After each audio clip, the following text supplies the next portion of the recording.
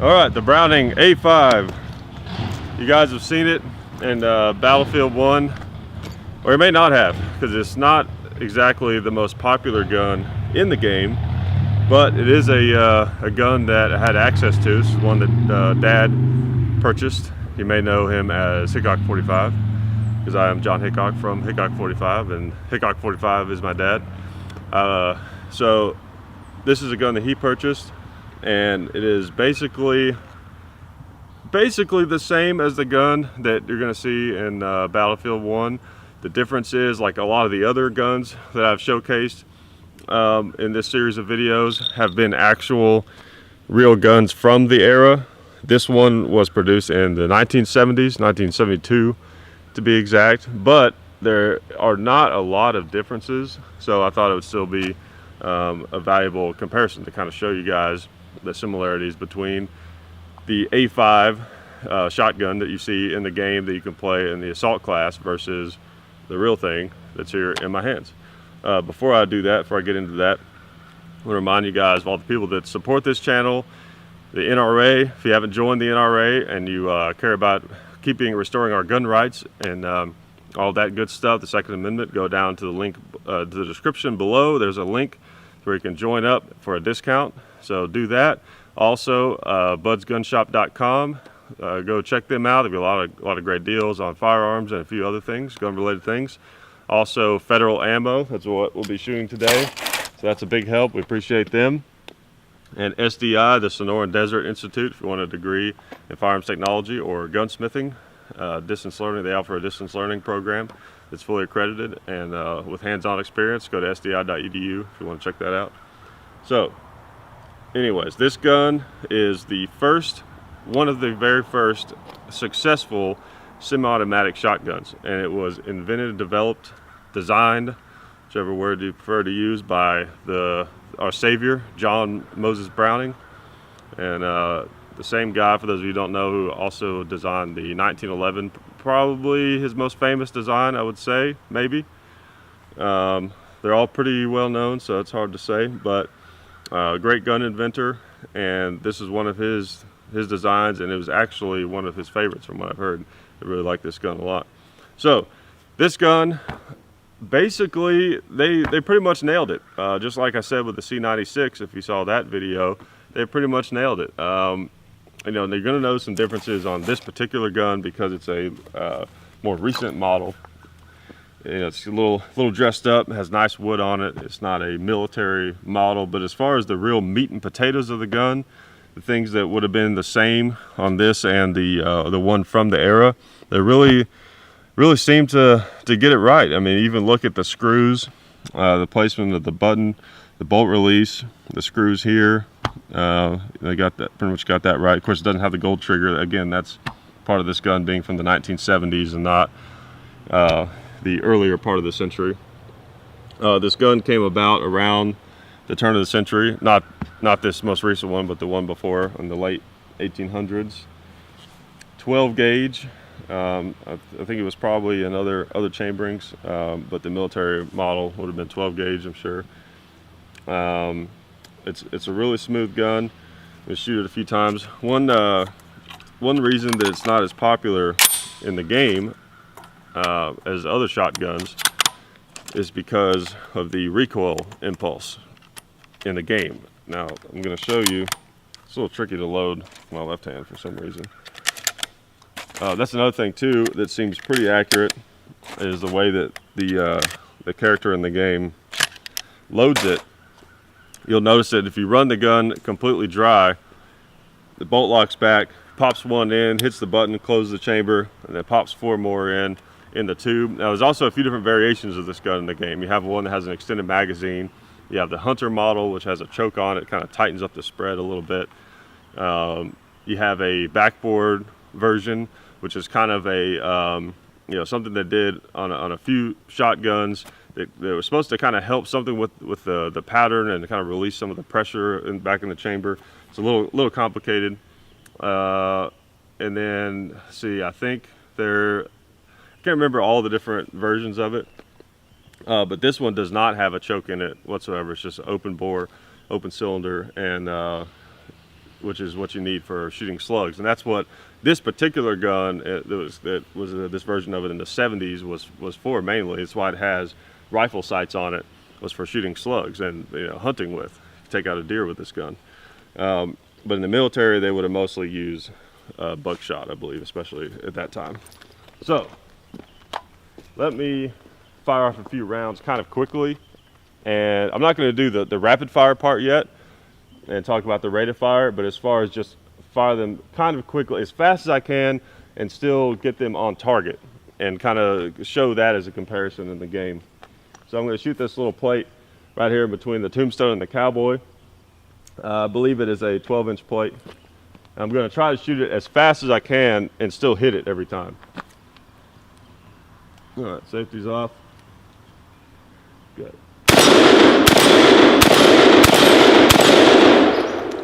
Okay. So you guys can look at some of the game footage and make your own assessment. In the game, the recoil is a pretty big factor on the A5. It really, like, you fire it very fast at all, it really gets away from it. I think that's why most people don't use it. But in real life, this gun, it's pretty controllable with the recoil. Well, one, it being a semi-automatic shotgun that absorbs a lot of the recoil, and also the barrel itself, which you can't really see in the game, understandably, because I don't even know if in the video you can even tell that you're watching right now that it's doing this, but the barrel actually recoils, it moves back some when you're firing it.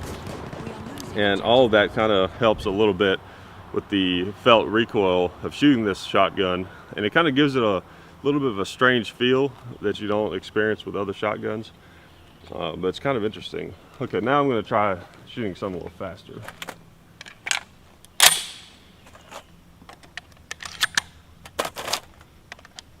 Pretty smooth to load, especially a little practice. This is not a style of shotgun that I really grew up with or anything, so I'm still kind of getting familiar with it. Okay, I'm going to shoot the burn barrel here as fast as I can. I'm going to still try to hold it on target, but I'm mainly just going to pull the trigger as quickly as I can. All right, get a good grip on it here and lean in. Okay, so I kind of feel like I shot that maybe as fast as you can in the game, but I felt like I held that more on target than you can in the game. Man, when you shoot that thing fast, it really gets away from you. Let me try it again. Because I found that this shotgun, the only real advantage that I've noticed that it seems to have in the game is taking out horses, like horse riders and stuff like that. Seems pretty handy for that. And of course, you guys can tell from my gameplay footage that I'm probably one of the best Battlefield 1 players out there, at least that I know of. So, okay.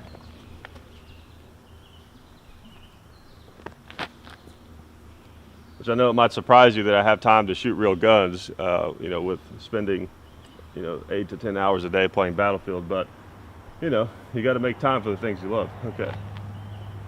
All right, I'm going to do it again.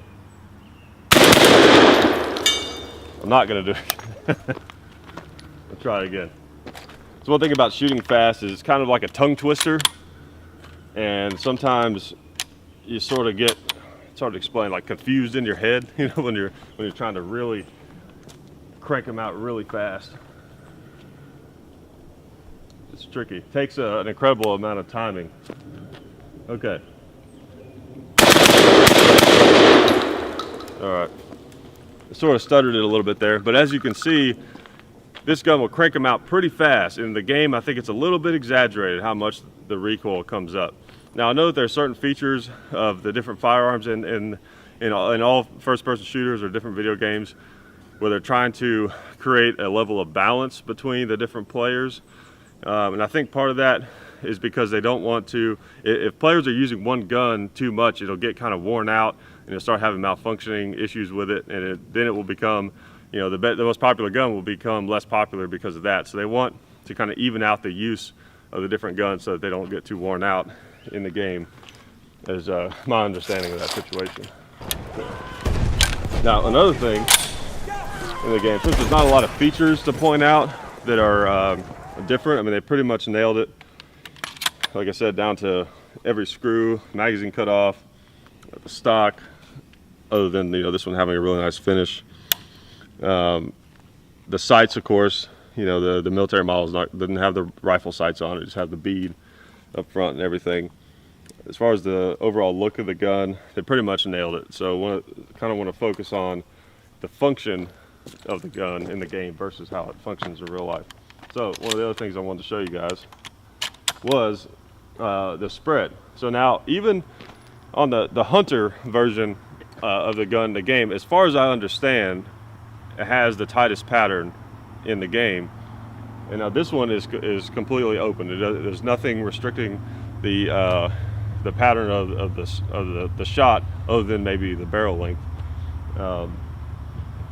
And I think even this gun will shoot a tighter pattern than it seems to in the game. I think they kind of overdid that a little bit, how quickly the energy dissipates, which again could be for balancing the different weapons in the game, but it seems pretty off to me. I'll let you guys decide.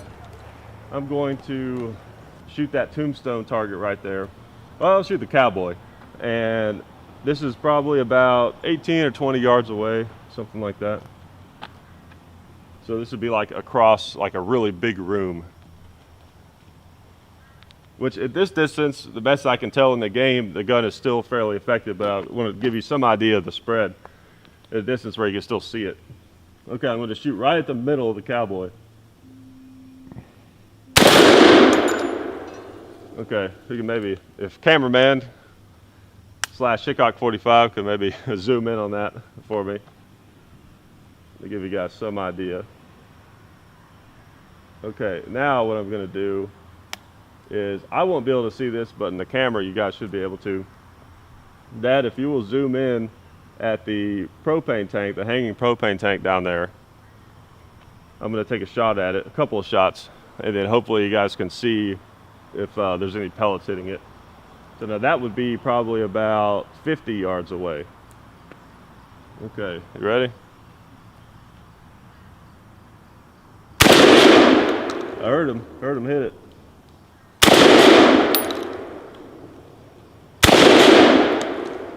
Okay. So now I don't have ballistics gel or anything down there to show you how they penetrated or anything like that, but I can tell you they're still trucking along pretty quick. And you guys know more than me right now because you saw the footage, but I heard them hit that pretty hard. So I think that would still be, if there was a guy standing over there, and this is with no choke whatsoever, I think he would, you know, be a little bit of hurt. He'd be hurting, that's for sure. So I think in the game, maybe they kind of over-exaggerated how quickly the spread kind of dissipates. Could be wrong about that. Look at that, we got 4 rounds left, okay. Oh no, we got a box right here. Sweet. Shoot a few more. Lay it down. You guys can get kind of a closer look at it. Check it out. It's kind of a shame that it's not a more effective gun in the game, because I really like these things. I'd like to use it more in the game, but it's really just kind of tough to use. It seems like with the shotguns, people use the Model 10A Hunter the most, in the 1897 trench gun. All right, pop one in the chamber. Holds 4 in the magazine, just like in the game, except for the one with the extended magazine, which I believe holds 7.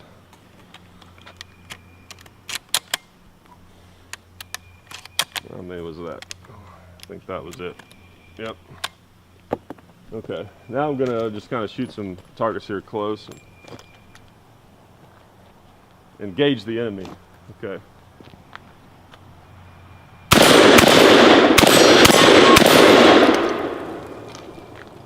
So you can see having a semi-automatic shotgun would be pretty effective. I mean, you can cycle a pump shotgun pretty quickly, you know, but not as quickly as you can with a semi-automatic. And part of the advantage of a semi-automatic too is not just the speed at which you can dish out the rounds, but the fact that you don't have to mentally focus on doing anything other than just getting your sights on target and pulling the trigger and controlling the firearm. You don't have to think about, pow, okay, now I gotta rack the pump, make sure it comes all the way back and all the way forward and it picks up a round. You can literally just focus on shooting, you know, so that's part of the appeal of a semi-automatic. All right, I'm gonna try that again. Pop this in, the button. If I had more time on one of these guns, you know, I could do that really quickly, just like in the game. I mean, it's just like a very natural movement. That's why the button is placed right there. You just pop it in, bam, hit the button. A lot of modern semi-automatic shotguns today use a similar method. Okay, let's try that again.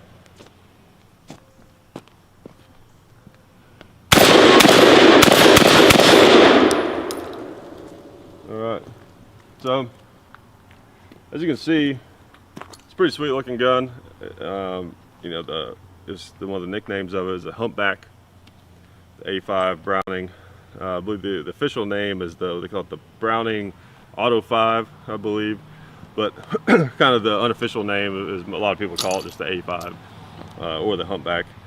Really classy looking gun. It's neat. It has a neat historical context around it being one of the first semi-automatic shotguns, but also I do feel like the game sells it short a little bit. I think in real life it would be a much more effective tool, but for whatever reason they kind of nerfed it, to use a video game term, kind of dumbed it down a little bit, made it a little less effective than it really is, but still a cool gun. Every now and then in the game I'll pull it out and, you know, kind of have at it. It's kind of fun to crank out a bunch of shotgun rounds really fast, even though it's hard to control in the game. But anyways, really cool gun. I hope that gives you some kind of idea of maybe what the real thing is like if you haven't had a chance to shoot one of these and you just play video games because you live in, you know, somewhere where guns aren't allowed, or you just, you know, haven't had a chance to get one. And anyways, I appreciate you guys hanging out, checking out the video, and I'll talk to you later.